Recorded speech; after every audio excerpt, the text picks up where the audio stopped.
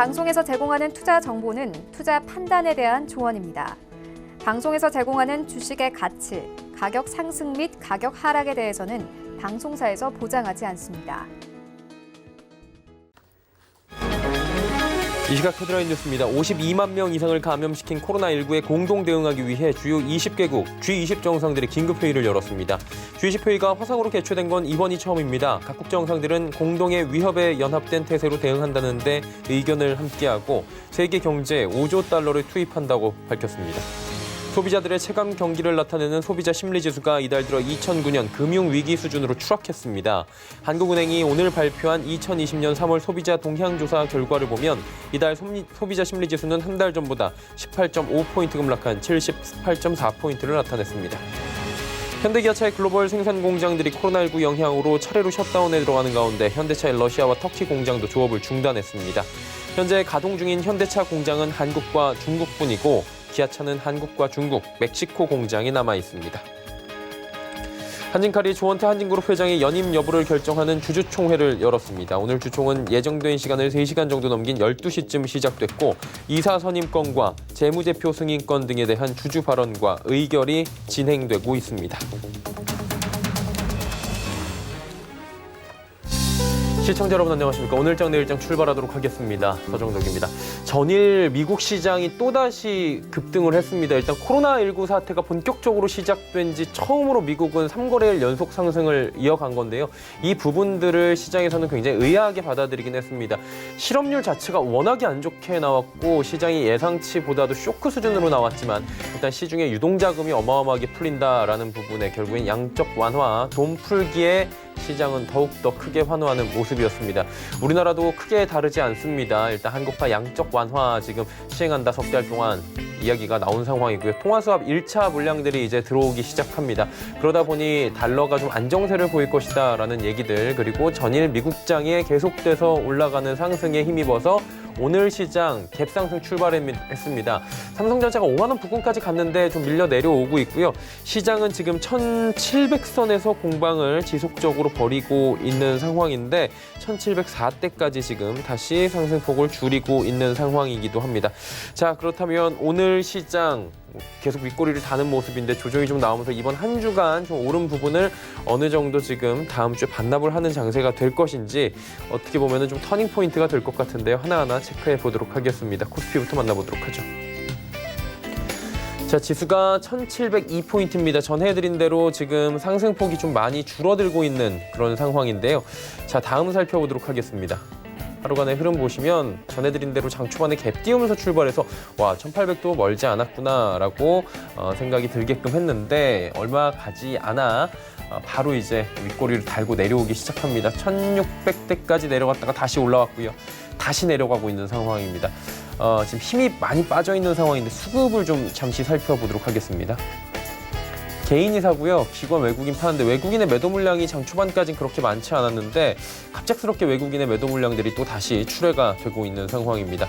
다음 살펴보도록 하죠. 삼성전자가 지금 강보합권까지 왔고요. SK하이닉스도 상승폭 줄였고 삼성바이오로직스는 낙폭이 3.5% 그리고 네이버도 5.25%. 네이버가 많이 올라가네요. 16만 원대까지 네이버는 그래도 올라와주고 있는 상황입니다. 다음 보도록 하죠. 자, 보시면 셀트리온, LG화학, 현대차, LG생건 올라가긴 하는데 상승폭들이 그렇게 크진 않고요. 상승폭 많이 반납합니다. 그리고 삼성 SDI는 하락 전환을 했습니다. 다음 보도록 하겠습니다. 삼성물산부터 포스코까지 모두 다 올라가고요. 금융주들이 일단은 뭐 부실채권에 대해서 매입을 한다. 한국판 양적 완화 얘기가 나오면서 은행권도 조금 한숨 돌리는 모습이고요. 이 부분에서 뭐 두산 쪽 종목은 아직 시총 위에 올라와 있지는 않은데 두산 관련주들이 크게 최근에 좀 올라와 주고 있는 상황입니다. 다음 볼까요? 522.61포인트 코스닥도 상승폭 많이 줄어들었는데 하루간의 흐름 잠깐 보도록 하겠습니다. 보시면 539부터 521까지 현재 내려와 있는 상황입니다. 다음 보도록 하죠. 개인만 사고요. 기관, 외국인 팝니다. 일단은 외국인들의 매도 물량이 양시장에서 지속되고 있다. 이 부분을 좀 보셔야 될 것 같습니다. 다음 보도록 하겠습니다. 셀트리온 헬스케어 올라가고요. HLB 빠지는 가운데 시젠, 와, 오늘도 뭐 어마어마하게 올라가는데 시젠을 비롯해서 진단 시약 관련 업종들은 오늘도 잘 달립니다. 근데 윗꼬리 다는 종목들이 좀 나오고 있다라는 부분. 셀트리온 제약이 시총 4위 계속 지키고 있고 오늘도 상승 흐름을 계속해서 가져가 주고 있는 상황입니다. 다음 보도록 하죠.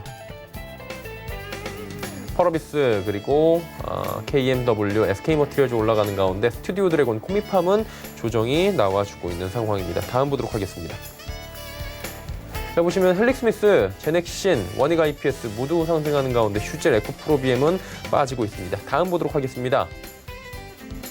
환율인데요. 1209원대까지 조정이 강하게 나옵니다. 1100원 초원대까지 급격하게 밀려 내려왔네요.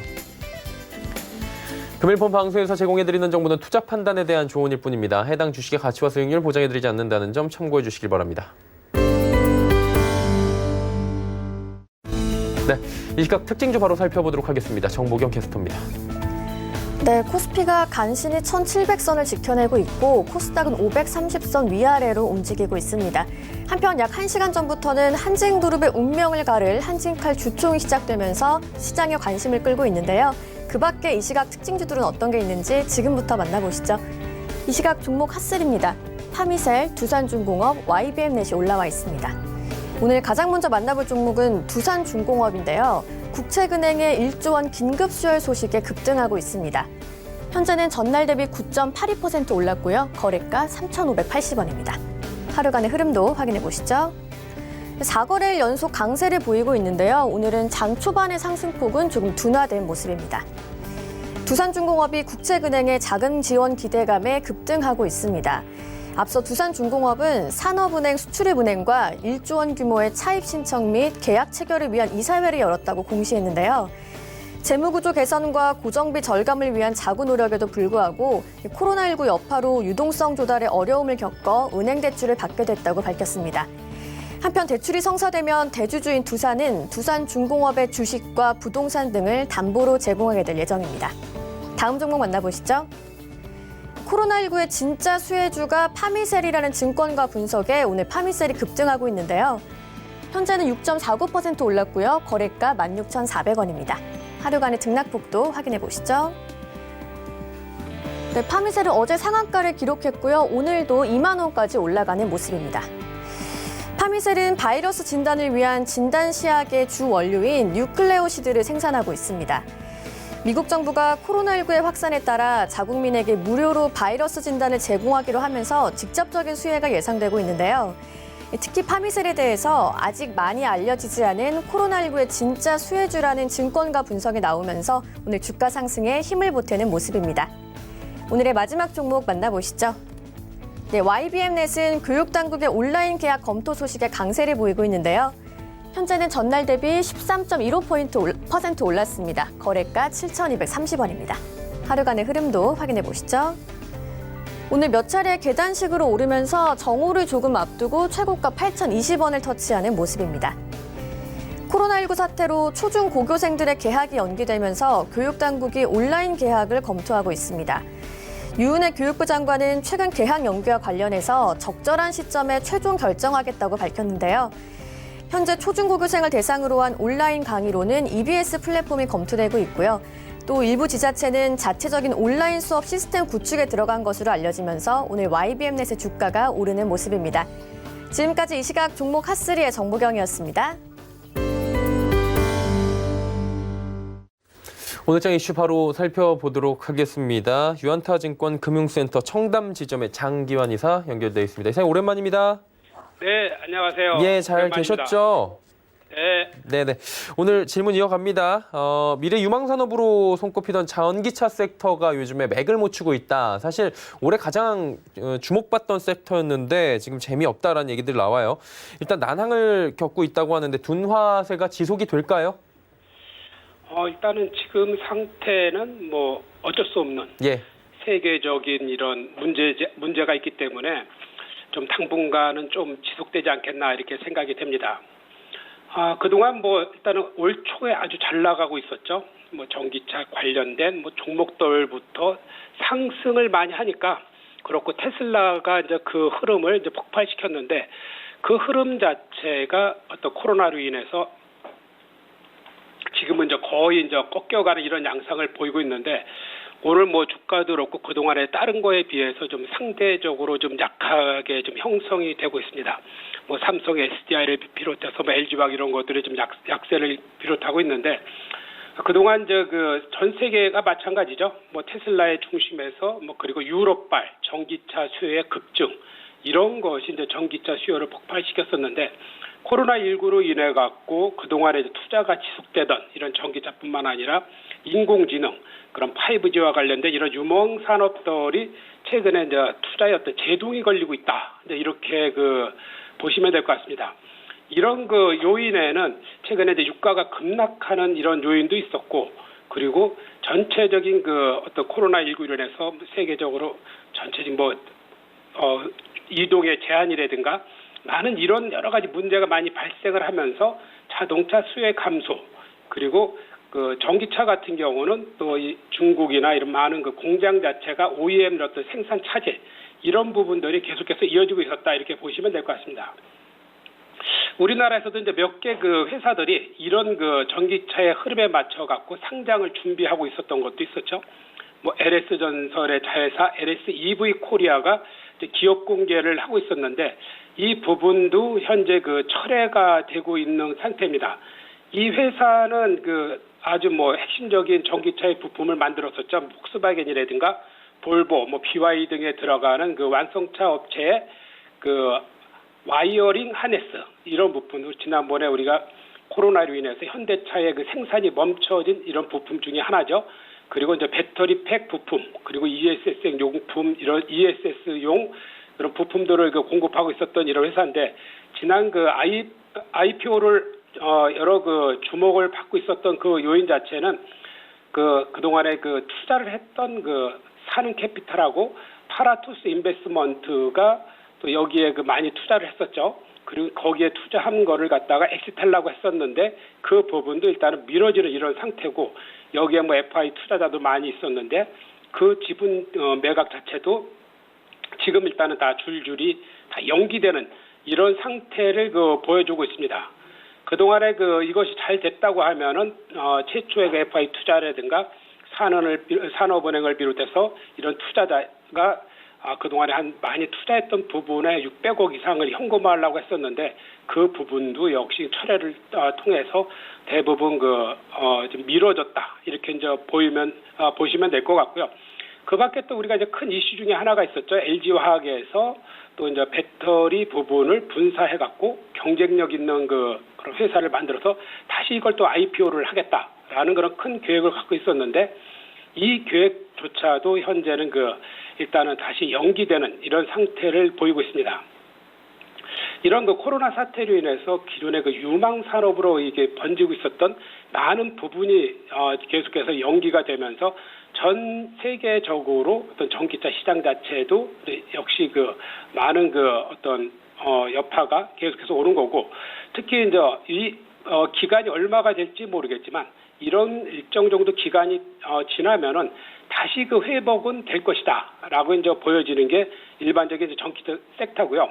근데 지금 현재 주가로서는 다른 어떤 섹터보다는 힘을 더 못 쓰고 있는 상태다. 그 이유는 올 초에 상승이 이제 다른 섹터보다 많이 갔기 때문에 그거에 따른 어떤 조정이 덜 받아서 상대적으로 주가는 약세를 보이고 있다. 이렇게 이제 보시면 될 것 같습니다. 네, 그리고 진단키트 관련주 얘기 잠깐 들어보고 싶은 게 CJ는 오늘도 23% 갖다 윗골이 달긴 했는데 일단 미국에 수출된다, 트럼프 대통령이 요청이 있었다 이런 소식들이 호재로 작용하는 것 같아요. 근데 너무 많이 올랐다라는 얘기 있잖아요. 추가 상승에 대해서는 어떻게 보십니까? 일단 오늘이 3일째 상승이죠. 예. 3일째 급등은 제가 이제 항상 옛날에 잘 말씀드리는 거는 이제 마지막에 휘날리 치면은 주가는 약간의 조정을 보이는 이런 양상이 있는 거고요. 3일 상한가 가까이 올라간다는 거는 좀 어떤 지금 실적하고 연결되지 않는 그런 상태이기 때문에 약간 이제 조심을 할 필요가 있다라는 거죠.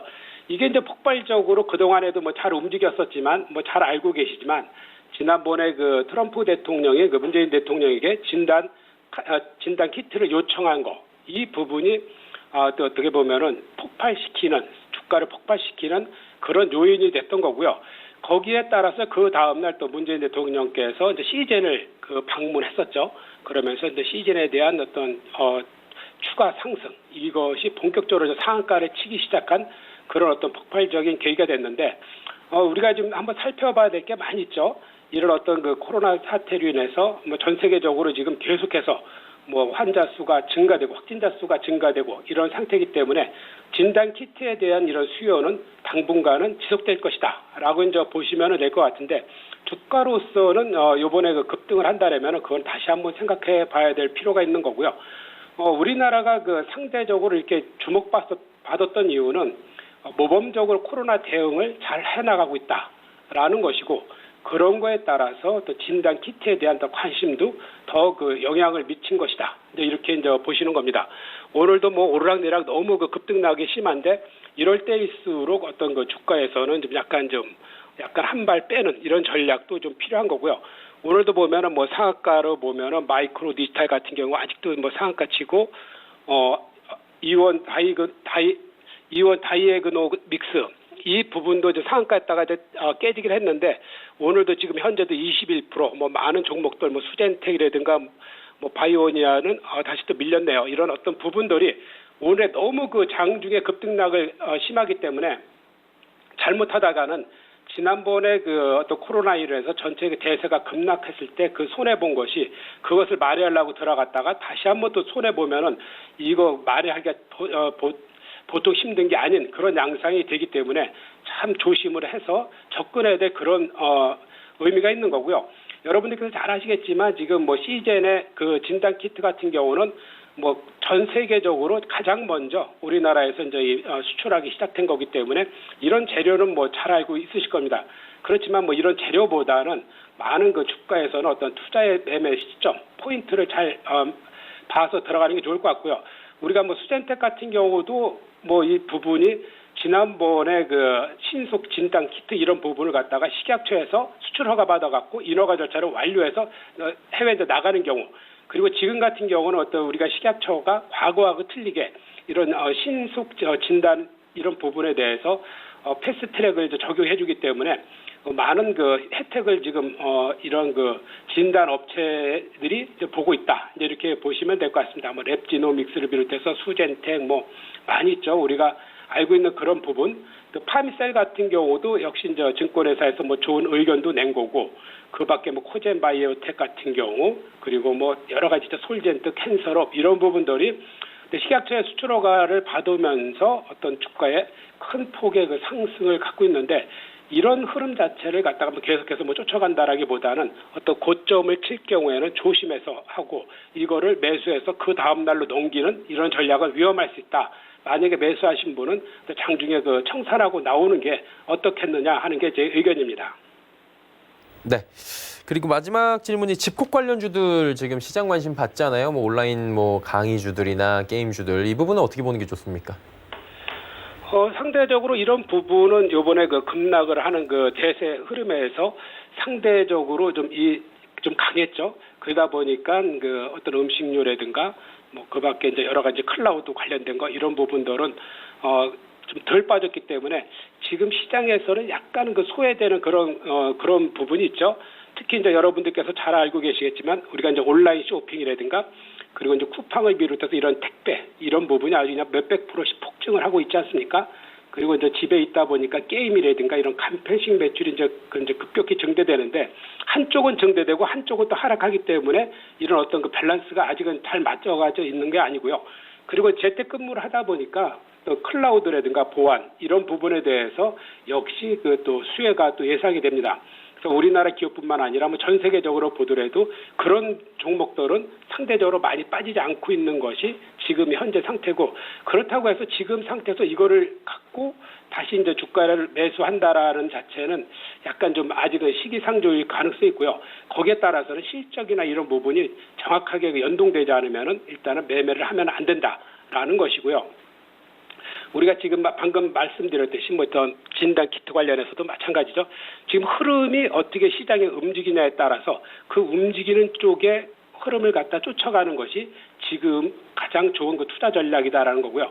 일단은 그 우량주들이 많이 하락을 했습니다. 이 시장에서 엄청 많이 하락을 했는데 주식이라는 거는 일정 정도의 갭을 맞춰가는 그런 과정이 지속될 것이다. 이렇게 이제 보시면서 그동안에 이제 투자 수익을 좀 내기 위해서는 상대적으로 많이 빠진 종목들을 중심으로 해서 이번에 담아가고 이번에 이제 3, 4일 올랐기 때문에 또 조정받는다라면 한 일주일 정도의 조정폭을 보시고 재차 들어가는 게 좋을 것이다. 라고 이제 말씀드리는 거고요. 그리고 이제 우리가 이제 이 코로나 집국과 관련해서 이제 많은 종목들이 다시 한번 이 장에서 나타났을 때는 하나의 섹터로 될 수 있는데 우리나라는 그렇게 이 관련된 종목들의 숫자가 많지는 않다라는 거고요. 뭐 미국이나 이런 종목, 미국에서는 많은데 상대적으로 적기 때문에 이 부분을 갖다가 하나의 섹터로서 상승 이끌기에는 약간 힘이 부족하다. 이렇게 보시면 될 것 같습니다. 네. 유한타증권 금융센터 청담지점의 장기환 이사와 이야기 나눠봤습니다. 고맙습니다. 네, 감사합니다. 네, 이슈 칼럼 이어갑니다.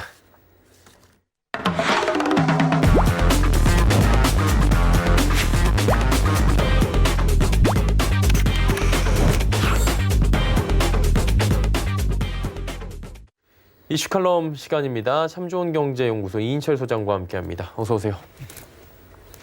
일단 뭐 상원 통과는 됐어요. 상원은 뭐 공화당이 다수당이다 보니까 만장일치로 해결이 됐다라고 하는데 하원 쪽 이제 표결을 좀 앞두고 있는 상황인 것 같고요. 여기서 이제 또 샌더스 후보와 또 여러 가지 강론을반이 나올 것 같긴 한데 어때요? 지금 지원책 규모가 워낙에 크다 보니까 V자 회복 얘기도 나오는데 지금 야간 선물 봐서는 조금 오늘 어떻게 보시는지 궁금하네요. 그 미국의 어떤 그 증시의 기대감, 그러니까 사흘 연속 상승하면서 바닥 대비 20% 넘게 오르면서 일부에서는 이제 바닥을 탈출했다.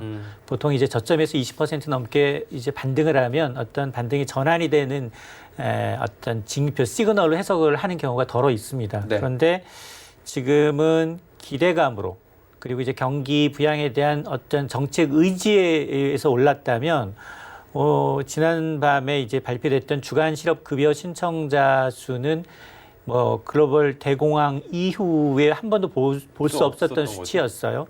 300만이 넘었습니다. 와. 주간 실업급여 신청 건수가 보통 20만, 30만 내외로 움직였던 게 10배 이상 늘었어요. 이것도 사실은 프리랜서와 같은 사람은 아예 실업급여 신청자 대상에서 빠집니다. 네. 그러니까 실질적으로 이 수치는 이제 이 어떤 이제 사무적인 수치이고 실질적인 수치는 더 올라갈 수도 있죠. 네. 자, 이런 걸 감안하게 되면 지금 다시 내부적으로 전반적으로 이 코로나19의 확진자 면에서 지금 미국이 중국을 추월했어요. 네. 8만 5천여 명입니다. 하루 만에 16,000명이 나타났고요. 사망자가 200여 명이 하루 만에 발생을 한 겁니다. 특히나 뉴욕은 되게 심각한데요.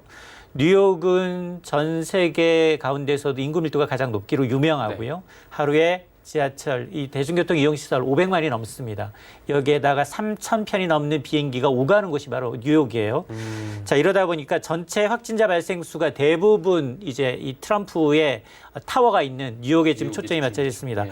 아마도 이런 이제 기대감이 계속 이어지려면, 반등이 이어지려면 적어도 한 3개월 내지 6개월 이내에 이 근본적인 감염병에 대한 어떤 말끔한 이제 이 종식 선언이 나와야지만 지금은 그런 단계가 아니에요. 그렇죠. 이 경기 회복을 위해서 돈을 푸는 게 아니라 떨어지는 걸 방어하기 위해서 일단 계단을 만들어주는 수준에 불과합니다. 계속 안전장치만 만드는 거죠? 그렇습니다. 그러면 지금 재무부가 발표한 거는 2조 달러, 2조 한 2천억 달러 가량 될 수도 있어요. 근데 일단은 연준은 이미 무제한으로 돈 헬리콥터에서 풀겠다고 했습니다. 별도의 전담 기구를 만들어서 지금 굉장히 어려운 트리플 B급의 정크 등급의 이제 회사채까지 이제 매입할 수 있는 장치까지 마련하겠다는 게 있습니까? 자, 그러다 보니까 굉장히 지금 나올 수 있는 대책, 옛날에 2008년 글로벌 금융위기 당시에 했었던 대책 이상을 내놓았어요. 그러니까 그렇습니다. 그래서 아마 지금 이 정도고, 그런데 지금 실제 경기는 이를 훨씬 더 못 미치고 있습니다. 뭐 뉴욕도 미국도 마찬가지지만 전 세계 경제가 이제 체험하지 못한 이제 위기다 보니까 지금 1, 2분기, 1분기 마이너스로는 안 끝날 것 같다는 겁니다. 1분기, 2분기 그리고 올해 전체 마이너스로 갈 수도 있다라는 전망이 나오고 있기 때문에 이걸 갖고서 우리가 V자형 회복이다. 물론 벤 버넌케 FRB 의장은 이런 얘기를 했어요. 이게 감염병이기 때문에 감염병이 종식이 되면 그 말은 누구나 알 수 있는데 전문가들의 얘기는 이게 백신 치료제 개발 1년 이상 걸릴 수 있고요. 그리고 예방 백신은 1년 이상, 그리고 치료제를 하더라도 이게 상당 기간 걸릴 수밖에 없는 상황이기 때문에 종식이라는 걸 말하기는 좀 어렵다. 오히려 미국인도 그렇고 전 세계인의 60%가 이제 걸려서 자가 면역이 생긴 이후에나 종식을 얘기할 수 있다는 얘기가 나오고 있기 때문에 아직은 시작입니다. 그러다 보니까 이제 우리나라도 한 번도 안 해본 단군 이래 최초의 양적 완화를 해요. 3개월 동안에 무제한 유동성 공급, 뭐 RP 사준다 뭐 이런 건데 어떻게 보십니까? 어쨌든 이것 때문에 기업들의 유동성은 조금 이제 다시 돌아오겠다라는 얘기도 나오잖아요. 한국은행이나 이제 미국의 중앙은행이 시중에 돈을 공급하는 방법은 두 가지예요. 일단은 금리를 낮춥니다. 제로 수준으로 낮추고 그럼에도 불구하고 돈이 잘 안 돈다. 이럴 경우에는 양적 완화, 간접적으로 시장에 있는 채권을 사들임으로 해서 시장에 돈을 푸는 방식을 씁니다. 근데 미국은 이미 제로금리예요. 제로금리임에도 불구하고 전 세계적인 달러 사재기로 미국의 국채 가격이 오르고 있어요. 미국 국채도 언젠가는 기간이 지나면 달러로 바꿔주거든요. 달러하고 국채의 차이점은 뭐냐? 달러는 당장 지금 내가 아무 데나 가서 쓸 수 있지만 미국 국채는 3개월, 10개월, 1년, 10년 이게 지금 제한이 걸려 있는 겁니다. 이자는 주지만 언제 망할지 모르니까 당장 현금만 갖겠다는 거예요. 자, 그런 상황에서 미국은 지금 무제한으로 풀겠다고 했기 때문에 이 돈이 이제 뭐 국채뿐 아니라 은행채, 하물며 이제 기업의 회사채나 CP까지도 매입을 해주는 거고 지금 한은이 내놓은 무제한 이 양적 완화는 약간 결이 달라요. 이거는 기간이 미국은 뭐 1년, 10년 기한이 없지만 이거 3개월짜리입니다. 단기 시장이에요, 단기. 단기적으로 지금 너무 금리를 0.75로 낮췄음에도 불구하고 더 낮출 수는 없어요. 더 낮추게 되면 외국인 셀코리아 더 부추길 수 있고요. 부동산도 좀 불안하고요. 이런 이유 때문에 그렇다면 지금 은행들이 지금 가지고 있는 국고채 정도, 은행채 정도는 매입을 해줄 테니까 석 달 동안은 무제한으로 한번 니네들이 기업에 돈을 풀어봐. 은행에서 회사채든 기업업이든 매수를 해주기를 기대를 하는 겁니다. 그래서 금리가 기준금리의 0.75%에다가 10베이시스 포인트만 더한 거예요. 거의 제로 금리로 내줄 테니까 석 달간은 한번 돈을 무제한으로 풀어봐. 이게 지금 과거에도 없었던 거예요. IMF에도 이런 적이 없습니다.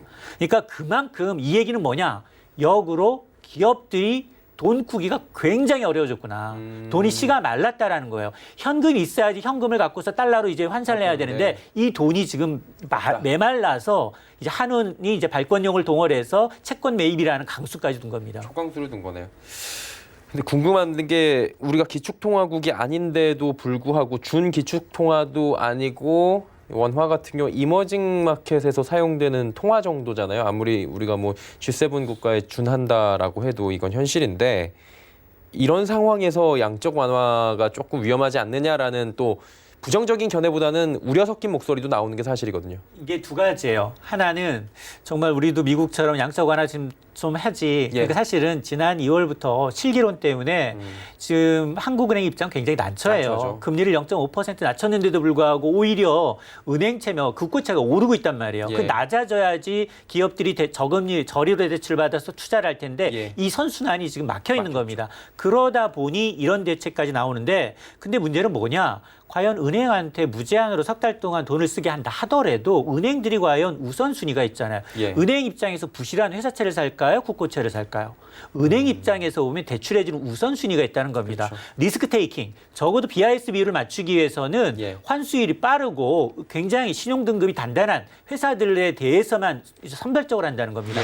그러다 보니 우리도 아예 이제 미국처럼 공격적으로 지금 사실 한은행이 직접 민간 기업의 회사채를 투자할 수 없습니다. 그러니까 미국처럼 별도의 전담 기구를 만들어서 그쪽을 통해서 회사채든 아니면 CP든 기업 어음이든 매입하는 게 낫지 않겠느냐. 오히려 더 공격적으로 돈을 풀어야 된다는 얘기도 있어요. 자, 그러다 보니까 물론 이 석 달이긴 합니다만 지금 한은의 입장은 상황을 봐가면서 6월 이후 더 7월 이후 더 만기를 연장할 수도 있다라는 얘기를 하고 있는데 아마 제 생각으로는 지금 이게 지금 위기의 초기이기 때문에 예. 아무도 얘기할 수 없어요.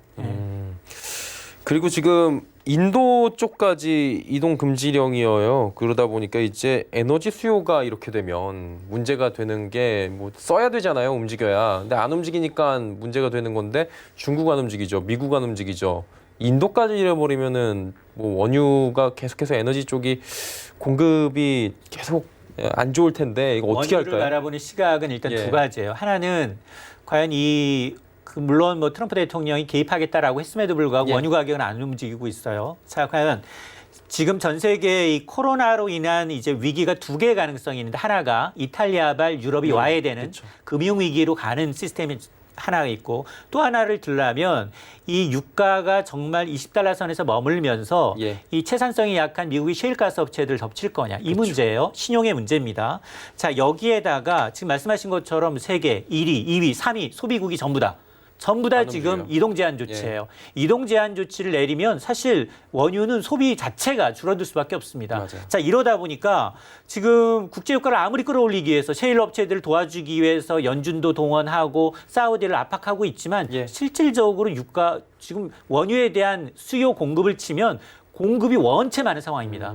자, 그러다 보니까 이 시장 자체를 이길 수는 없어요. 예. 자, 그런 상황에서 더 우려되는 건 뭐냐? 그러면 원유가 물가에 미치는 영향은 막대합니다. 예. 그러면 우리는 세계 경제가 침체하는 가운데 마이너스 성장을 하는 가운데 마이너스 성장을 하는 가운데 물가까지 떨어지는 이른바 일본의 20년 잃어버린 20년이 전 세계 디플레이션을 초래할 수 있다는 겁니다. 그러면 경기 회복 기간이 지금 뭐 벤 버냉키 FRB 전 의장처럼 V자형이 아니라 정말 깊은 바닥이 깊은 L자형으로 갈 수도 있거든요. 네. 그리고 또 이제 닥터 두미라블은 누리베 교수의 경우에는 아예 니네는 L자 아니야. 지금은 I자 상황으로 직전 급파하는 정도이기 때문에 굉장히 이 안전벨트를 단단히 매야 돼. 이런 얘기까지 나오고 있거든요. 그러니까 지금 유가를 보는 거는 과연 단기적으로 보면 유가가 더 떨어져서 셰일가스 업체를 덮일 거냐인데 글로벌 경제로 놓고 보면 세계 경제가 마이너스 성장하는 가운데 물가까지 떨어지는 디플레이션의 늪으로 빠질 거냐. 이게 더 우려되는 겁니다. 그 둠 교수님은 항상 느끼는 건데 정말 그 닉네임 값을 정말 둠하게 하시는 느낌이 좀 들고요. 궁금한 건 이제 한 가지만 조금 더 여쭤보고 끝낼게요. 저희 환율은 지금 1,200원 초반대까지 다시 내려왔어요. 그럼에도 불구하고 외국인들은 지금 매수가 전혀 들어오지 않고 있는 상황이잖아요. 이런 부분들은 좀 장기화될 것으로 좀 예측이 되십니까? 제가 이제 월요일자였나요? 우리가 예. 1,600선, 1,500선 무너졌던 적 있죠. 그날짜 시가총액이 유가증권 시간에 한 1,000조 원. 그렇죠. 외국인 비중이 한 40%라고 하면 아직 400조 정도 외국인이 갖고 있어요. 남아있네요. 물론 뭐 하루 등락에 따라 시가총액은 변하기 때문에 예. 그건 달라질 수 있습니다. 거기다가 우리나라 국채를 지난해까지 엄청나게 사들였어요. 100조 원 넘게 사들였습니다. 그러면 지금 외국인들이 갖고 있는 500조 원 상당의 이 자본이 있어요. 이걸 팔 거냐? 지금 한 달 동안 10조 팔았어요. 10조 파니까 이 패닉이 난 겁니다. 예. 그러면 우리나라는 분명히 말씀드리지만 선진 시장이 아니라 이머징 마켓이기 때문에 위기가 발생하면 이머징 마켓에서 가장 먼저 돈을 뺍니다. 빼서 이쪽으로 레버리징하죠. 자, 예. 500조 갖고 있는데 지금 10조라고 하면 2% 뺀 거예요. 예. 2%밖에 안 빼고 가만히 놔둘 것인가? 물론 600억 달러라는 77조 원 상당의 미국이 뒤에서 버텨줘서 달러 비상 이제 마이너스 통장은 있어요. 그런데 10조를 한 달 만에 뺐어요. 더 많은 돈이 빠지면 그 금세 동납니다. 그래서 제가 늘 말씀드렸던 게 달러에 대한 수합을 더 늘려서 G7 국가까지는 자기네 무제한이에요. 예. 무제한 자기네 통화를 갖다 놓고 달러를 뺐을 수 있습니다. 이자도 내지 않습니다. 그러면 그렇게 준하는 수준으로 왜냐하면 트럼프 대통령이 직접 우리한테 전화해서 20여 분 동안 한국의 진단장 보내달라라고 얘기하면 그러면 우리도 통화 수합을 좀 좀 한도를 좀 넓히든가 그렇죠. 아니면 이제 G7에 준하는 순서로 무제한을 한다면 모를까. 또 하나 대안은 미국과 그게 안 된다면 일본 그리고 중국과 해야 돼요. 중국은 오늘 10월에 아마 560억 달러 규모 예. 수합이 이제 만기가 되는데 더 한도를 높여서 증액을 해야 해요. 그나마 중국은 좀 이제 우리가 좀 우호적인 관계를 갖고 있기 때문에 예. 사실 그러나 일본도 필요합니다. 정치 외교적으로 경제적으로 굉장히 이제 반목하고 있는 게 상황이지만 예. 이 통화 정책 지금 외환시장만을 놓고 보면 우리의 플랜 B는 반드시 IMF의 이 기축통화 국가로 이제 분류되고 있는 이제 뭐 달러 이외에도 유로화, 파운드화, 그리고 위안화, 엔화 이 5개 통화는 언제든지 가져가면 달러로 바꿔줄 수 있는 준기축통화이기 때문에 우리가 일본의 엔화 그리고 중국의 위안화는 분명히 더 안전판 역할을 하기 위해서 통화 스와프를 늘릴 그런 이제 계획을 갖고 있어야 합니다. 예, 알겠습니다. 지금 외국인 자금이 계속해서 이탈되고 있는 부분까지 추가적으로 좀 여쭤봤고요. 오늘 말씀은 여기까지 듣도록 하겠습니다. 참좋은경제연구소 이인철 소장이었습니다. 고맙습니다. 예, 이제 종목 이야기 바로 출발하도록 하겠습니다.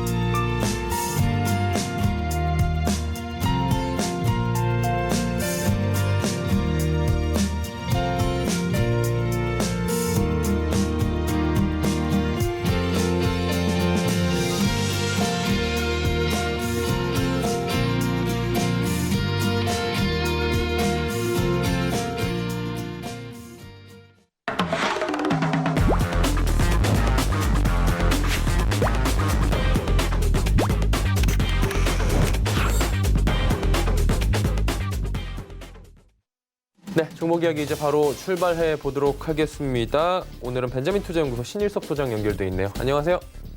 네, 안녕하세요. 오전까지 분위기 좋았는데 갑자기 오후 특히 2시 전후로 해서 지금 시장 급격하게 밀리고 변동성 강해지고 있는 것 같습니다. 어떤 종목들 이야기를 좀 나눠볼까요?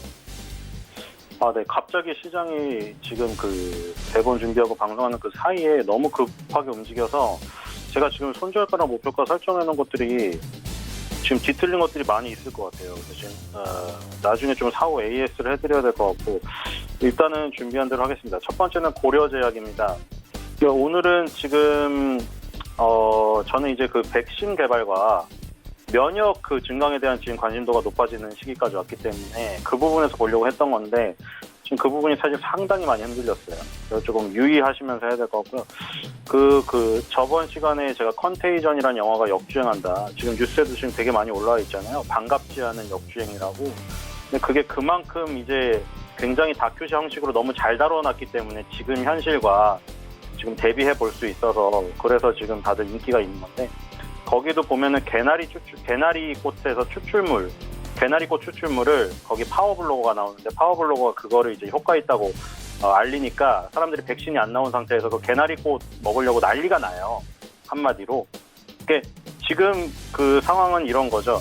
뭐 사스나 메르스도 백신하고 치료제가 나오지 않았는데 지금 그런 거예요. 이제는 뭐 마스크, 뭐 손세정제, 뭐 이런 쪽 한번 다 광풍 불고 교육주 불고 그다음에 이제 백신 개발을 해야 되는데 그래서 뭐 지금 거의 좀 가망성이 없는 환자들에게 그 개별적으로 승인을 받아서 투여를 해보거나 그렇죠? 그러니까 이게 지금 사실 오늘 내일 하시는 분에게 임상 실험을 기다릴 수가 없잖아요. 지금 뭐라도 시도를 해봐야 되는 거잖아요. 마지막 희망으로. 그렇기 때문에 개별 승인으로 지금 신약이 허가가 나지 않은 그 치료 후보 물질이라던가 이런 거를 투여할 수 있게 개별적으로 승인해 주는 건 있어요.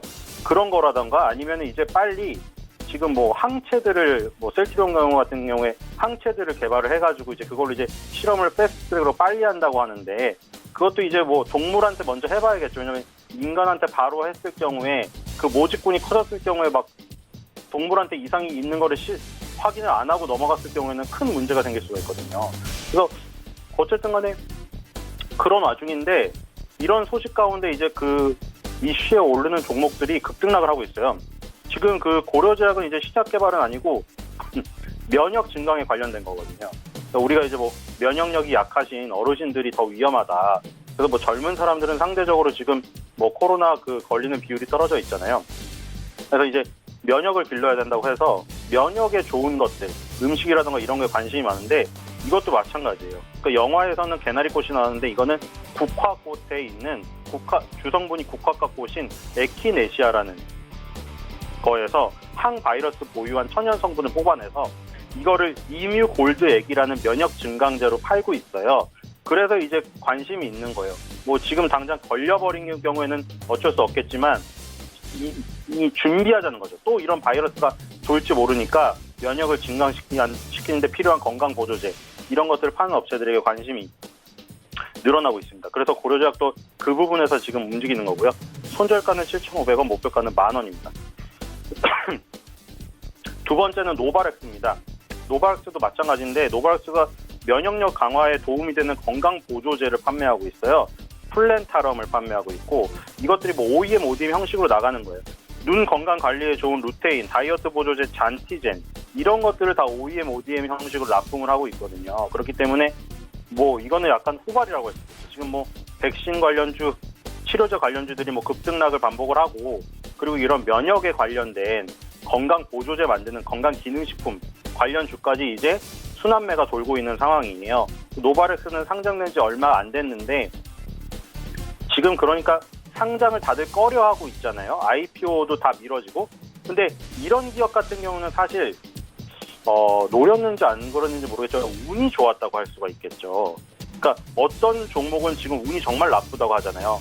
하필이면 상장했는데 코로나 때문에 상장한 날부터 그냥 주구장창 빠지는 기업도 있거든요. 근데 뭐 예를 들어 레몬이라던가 마스크 필터를 만드는 업체, 노바렉스 같이 건강기능식품 그리고 그 지금 상장한 지 얼마 안 돼서 정말 제일 잘 간 종목 있잖아요. 시젠하고 함께 그 마스크 진단 키트를 수출한 그렇죠? 오늘 뭐 지금 급등락이 또 나왔지만 그 업체라던가 그런 경우에는 상장 시기가 너무 운이 좋았던 거예요, 사실. 그 노바렉스도 뭐 그 중에 하나겠죠. 상장을 했더니 자기가 하는 사업이 마침 코로나 관련해가지고 호재로 작용할 수 있는 사업에 손을 대고 있다는 거죠. 그래서 운이 좋았다고 할 수가 있겠고요. 이게 KTNG, CJ제일제당, 아메이, 유니시티 이런 회사에 아까 말씀드린 플랜타럼, 루테인, 잔티젠 이런 거를 노바렉스가 OEM, ODM으로 공급을 해요. 그러니까 노바렉스가 만들어주고 상표를 KTNG, CJ제일제당, 아메이, 유니시티 이렇게 붙여서 판매가 되고 있는 거죠. 그러니까 우리가 뭐 홈쇼핑이라던가 온라인에서 사 먹는 건강 기능식품들 사 먹으시는 분들 잘 보시면 뭐 제조원 보면 노바렉스라고 찍혀있는 것들이 있을 거예요. 그런 형식으로 지금 판매가 되고 있고요. 그래서 지금 손절가 2만 원, 목표가 3만 원으로 했습니다. 그리고 세 번째 종목은 대정화금입니다. 이것도 사실 너무 많이 흔들려서 지금 시세를 다시 봐야 될 것 같은데 이거는 에틸 알코올을 제조하고 공급하는 업체예요. 시중에 판매되는 우리 손소독제들이 에틸 알코올에다가 글리세린하고 향료를 이제 뭐 비율대로 배율해가지고 만드는 거예요, 손소독제가. 근데 여기 이제 에틸 알코올을 대정화금에서 제공한다고 해서 에틸 알코올 관련해서 손소독제 관련주로 된 거예요. 그래서 지금 대정화금 같은 경우에도 지금 급등락이 심해서, 그러니까 둘 중에 하나를 제가 선택하라고 했잖아요. 이건 자기 스타일이라고 했죠. 급락을 했을 때 V자 급반등은 나오지만 V자 급반등이 나오고 난 뒤에 그 V자 급반등이 처음에 시작했던 지점까지 V자로 올라가기 힘들어요.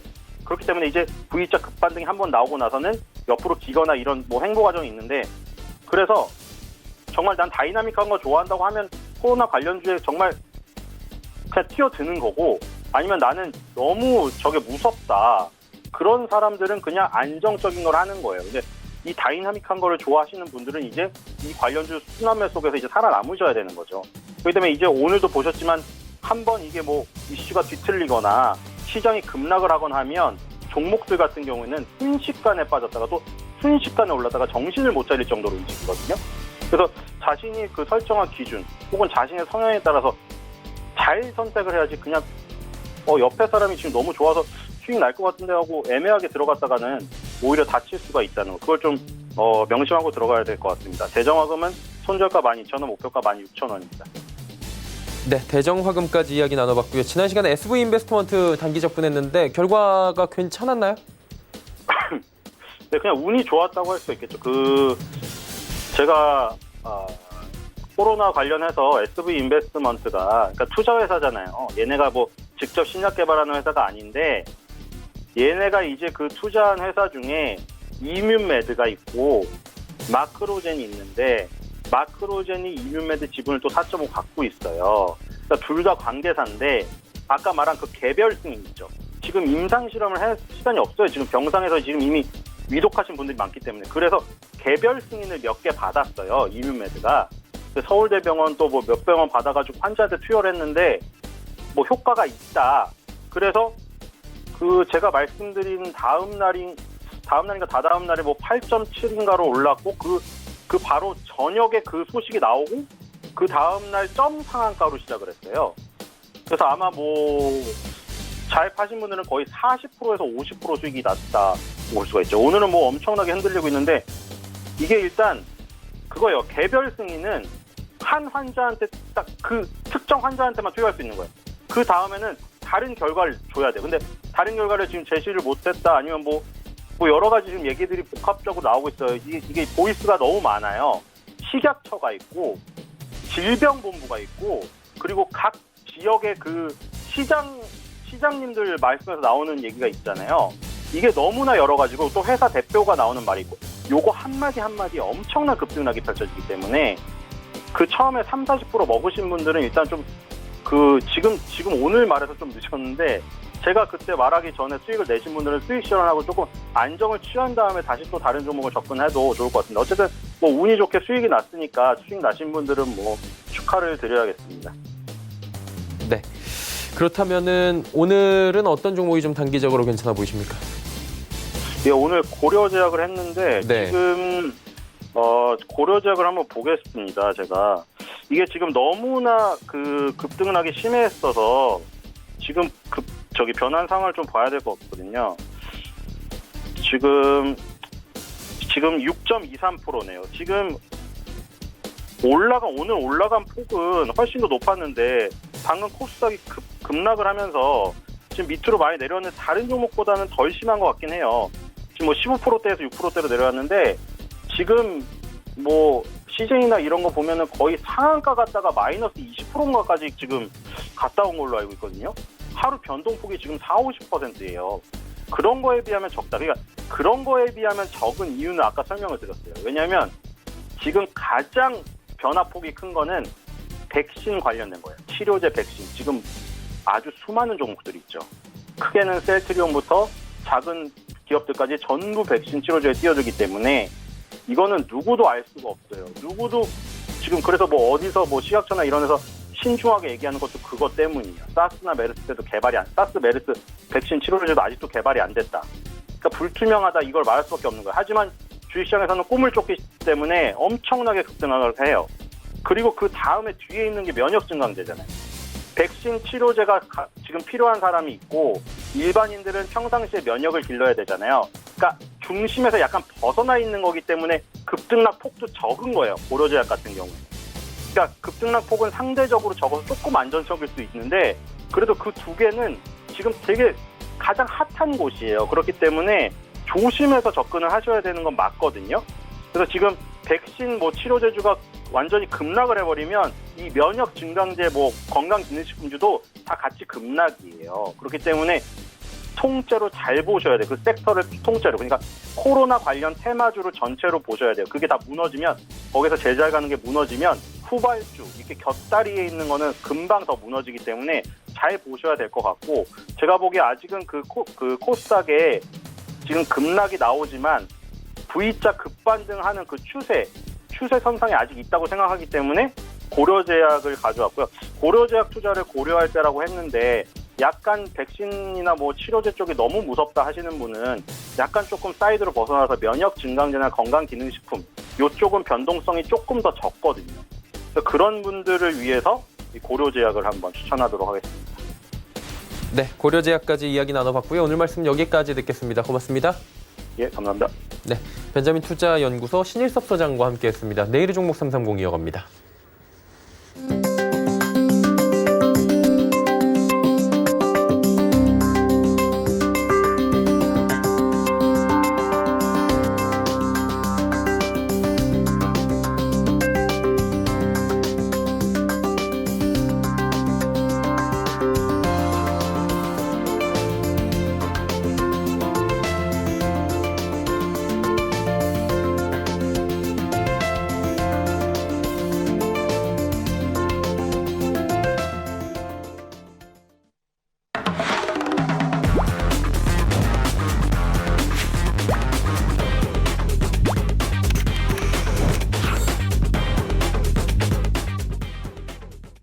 네, 내일의 종목 330 시간입니다. 이지환 멘토와 함께합니다. 어서 오세요.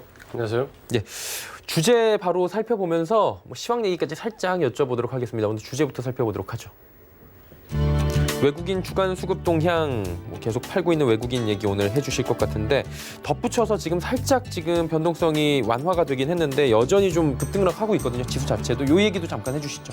네, 지수가 방금 전 살짝 급락했다가 급등하는 모습, 다시 이제 변동이 좀 확대되는 모습을 보이고 있는데 아무래도 이제 전체적으로 지금 어제 미국의 슈퍼 경기 부양책 이후에 다시 이제 변동성이 좀 확대될 수 있는 공간에 들어왔습니다. 지난 이제 우리가 금융위기 때도 보면 이런 경기 대규모 부양책이 통과된 이후에 변동성이 확대되는 모습을 많이 보여왔거든요. 그런 점에서 좀 뉴스에 민감하고 어떤 이벤트에 민감한 시기인데 또다시 이제 트럼프 대통령이 중국과 관계가 좀 악화되면서 중국의 하웨이에 대한 제재를 또다시 언급을 했습니다. 하웨이에 공급하는 중요 칩, 반도체 장비라든지 이런 IT 재료에 대해서 하웨이에 공급하기 전에 미국 허가를 받아라는 부분이 나오면서 사실 이렇게 되면 대부분 중국 쪽에 공급하는 업체는 대만과 우리 업체가 주를 이루고 있는데 이 부분 때문에 대만과 우리나라 IT 섹터, 특히 소재나 부품, 재료 기업들이 출렁하는 모습이 순간적으로 좀 나왔고 아마도 이런 부분들은 미국이 어떻게 또 대응을 하느냐에 따라서 단기간에 끝날 수도 있고 또다시 좀 시간이 걸리는 모습이 나올 수 있습니다. 이런 시기는 변동성이 계속해서 확대될 수 있기 때문에 이런 민감한 뉴스는 꼭 체크를 하고 대응하시는 부분이 필요하겠다 말씀을 드리겠습니다. 네, 오늘장 이슈 말씀을 해주셨고요. 외국인 수급 이제 좀 얘기해 볼까요? 네, 전체적으로 아마 이번 주에 워낙 변동성이 컸기 때문에 이벤트도 굉장히 큰 굵직굵직한 부분들이 나왔고 과연 이제 이런 이벤트가 나왔을 때 외국인들은 어디를 사고 파는지에 대한 부분은 좀 체크를 해봐야 될 것 같은데요. 전체적으로 우리 시장을 보면 코스피 시장도 그렇고 특히 코스닥 시장에서 굉장히 큰 폭의 공매도 대차 잔고가 줄어들고 있습니다. 이런 부분들 보시면서 어느 종목들의 외국인들 포커스가 맞춰지는지 한번 보겠습니다. 첫 번째 이제 셀트리온인데요. 셀트리온은 원래 이제 공매도가 워낙 컸던 종목이기 때문에 최근에 이 코로나19 치료제와 관련해서 주가가 급등하면서 아마도 지금 이제 다급하게 공매도 쇼크브링 물량들이 좀 다시 들어오는 것 같고요. 그런 점에서 셀트리온이 가장 많은 외국인 매수세가 보여졌습니다. 두 번째는 이제 제가 좀 섹터를 묶었는데 보시면은 ETF 관련된 부분인데 뭐 타이거 MSC 코리아나 코덱스 또는 코덱스 코스닥 150 등 대부분 보시면은 지수 관련된 ETF 쪽으로 상당한 매수가 좀 들어왔다 이렇게 좀 보시면 되고요. 이 부분은 순수하게 매수된 부분도 있고 지난 급락 때 특히 하락 시기에 외국인들이 이런 종목들 ETF 위주로 공매도를 많이 쳤기 때문에 아마도 이제 그 부분에 대한 환매가 역시 이루어지고 있다 이렇게 좀 보시면 될 것 같고요. 세 번째로 많이 이제 매수한 종목은 넷마블입니다. 넷마블은 어떻게 보면 펀더멘탈 굉장히 튼튼하고 실적이 좋을 것이라는 기대감. 하지만 주가는 하락 시기에는 굉장히 큰 폭의 방어가 됐는데 오히려 주가가 상승할 때는 좀 더딘 모습을 보인 이유는 아무래도 역시 이제 공매도 환매와 좀 관련이 있다 이렇게 좀 보셔야 되고요. 원래 공매도가 환매를 할 때는 주가를 좀 억누르면서 가능하다면 전체적으로 환매가 이루어지기 때문에 넷마블 주가는 아마 그런 측면에서 이해를 좀 하시면 되겠습니다. 그 다음 종목은 이제 아모레퍼시픽인데 역시 중국 소비재 관련된 부분에서 외국인들의 매도세가 굉장히 많았는데 이 부분도 역시 쇼크보링이 들어온다 이렇게 좀 봐야 되겠고요. 그 다음 종목은 이제 펄어비스입니다. 펄어비스도 보시면은 공매도가 만만치 않게 많은 종목인데 역시 이런 종목도 공매도 쇼크보링 위주로 들어오면서 매수로 잡히는 부분이 좀 나왔다 이렇게 보시면 될 것 같고요. 그 다음 종목은 셀트리온 헬스케어입니다. 셀트리온 헬스케어도 좀 아시는 것처럼 이번에 셀트리온 급등과 관련되어 있어서 공매도 부분 역시 쇼크보링 좀 들어왔다. 특히 이 셀트리온 계열 제품 그 종목들은 좀 보시면은 이전에도 공매도가 굉장히 큰 폭으로 늘어났다 줄었다 늘었다 줄었다 이 부분이 좀 반복적인 현상이 나오는데 전체적으로 공매도 규제가 어느 정도 유지가 되지만 주가가 급등하거나 혹은 실적과 관련된 이벤트가 나오면 일시적으로 공매도가 큰 폭으로 줄어드는 모습을 예전에도 종종 보여왔습니다. 그런 부분들 차원에서 좀 이해를 하시면 되겠고요. 마지막에 이제 코미팜인데 역시 변동성 확대와 관련된 공매도 쇼크버링 물량 이렇게 보시면 되겠습니다. 네. 관련된 섹터 이야기 마지막으로 들어볼까요? 네, 아마도 이제 지금 보신 종목들 보시면은 크게 이제 두 가지로 네. 나눌 수 있을 것 같습니다. 하나는 이제 지수 관련된 ETF 쪽으로 상당한 이제 매수가 들어왔다. 물론 이 부분은 공매도 쇼크브레이크 물량이 상당 부분 들어왔을 거고, 혹은 주식을 지금 공매도를 할 수가 없기 때문에 그 관련된 해지 물량으로 ETF 관련된 물량을 매수를 할 수 있다. 이런 부분에서 ETF 관련된 특히 지수 관련된 ETF 쪽으로 많은 물량의 매수가 들어왔다라는 점과 함께 두 번째는 이제 방금 전에 말씀드렸던 것처럼 공매도 대차장고가 많았던 종목들 위주로 강한 쇼커버링이 들어오면서 이 부분이 매수로 잡히면서 전체적으로 외국인 매수가 나왔다. 이 두 가지 섹터에서 집중적으로 외국인들 수급이 일단은 공매도 쇼커버링 물량과 함께 이루어지고 있다. 이렇게 말씀을 좀 드리겠습니다. 네, 오늘 말씀 여기까지 듣도록 하겠습니다. 고맙습니다. 이주환 멘토와 이야기 나눠봤습니다. 금일폰 방송에서 제공해드리는 정보는 투자 판단에 대한 조언일 뿐입니다. 해당 주식의 가치와 수익률 보장해드리지 않는다는 점 참고해 주시길 바랍니다. 잠시 뒤에는 마감 임박 60분의 승부 바로 이어집니다. 채널 고정해 주시길 바랍니다. 고맙습니다.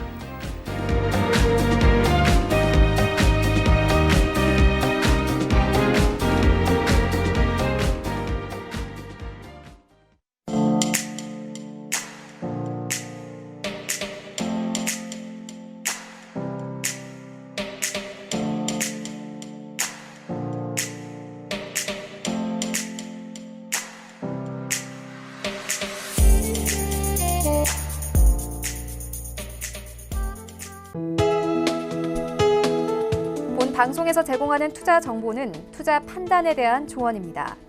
방송에서 제공하는 주식의 가치, 가격 상승 및 가격 하락에 대해서는 방송사에서 보장하지 않습니다.